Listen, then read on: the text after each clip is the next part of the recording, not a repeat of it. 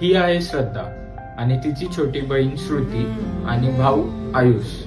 गेल्या 2 महिन्यांपासून यांच्या वडिलांना लंग कॅन्सर झाला आहे आणि त्यांचा टाटा हॉस्पिटलमध्ये उपचार चालू आहे. श्रुती इथे तिच्या छोट्या भाऊ बहिणींची काळजी घेत रस्त्यावर राहत आहे. या 14 वर्षाच्या चिमुकलीकडून आपल्याला बरंच काही शिकायला मिळतं. हा व्हिडिओ तुम्ही नक्की पहा.